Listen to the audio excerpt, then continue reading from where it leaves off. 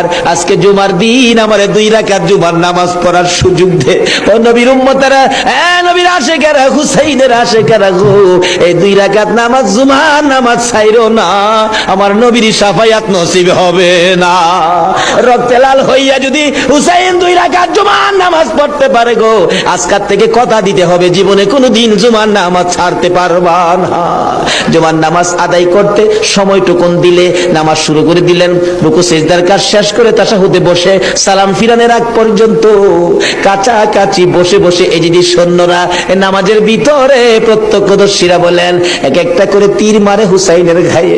ডান দিক দিয়ে যদি তীরটা মারতো, বাম দিক দিয়ে বেরিয়ে যাইতো, সামনে দিয়া মারলে পিছন দিয়া বেরিয়ে যায়, এই কিসিমের তীর গো নামাজের ভিতরে 72টা তীর লাগাইছে।